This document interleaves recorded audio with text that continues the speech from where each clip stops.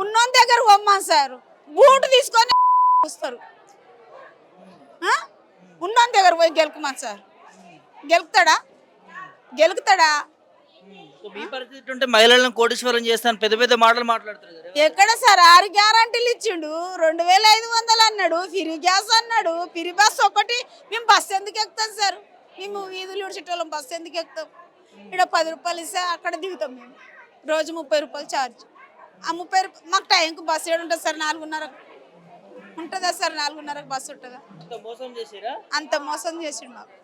కేటీఆర్ రామన్న పిలిపించుకున్నట్టున్నాడుగా, ఎట్లా అనిపిస్తుంది? మంచిగా ఉంది, 10 ఏళ్ళు మంచిగా ఉన్నది. మా అవ్వకు 2000 పింఛన్ వస్తున్నది, మంచిగా ఉంది. కేసీఆర్ సార్ మాకు ఏది తక్కువ చేయలేడు సార్, మంచిగా చేసి. ఇది కేసీఆర్ సార్ వచ్చినప్పుడు కేటీఆర్ అన్న షాపూర్ వచ్చి వాటర్ ట్యాంక్ దగ్గరకు వచ్చి మా సిపిల్ పని చేసే వాళ్ళకి అందరు కలిసి వచ్చాడు. మంచిగా జీతాలు పెంచుతున్నాడు, పెంచిండు, 15,000 చేసిండు. ఆ 15,000 మాకేమొస్తుంది సార్? ఇప్పుడు సార్ 10,000 లేడు కదా కొట్లాడడానికి. రేవంత్ రెడ్డికా ఓటేయమని రమ్మాను మా దగ్గరికి, అప్పుడు చెప్తాం. ఇప్పుడు ఏం చెప్పమా?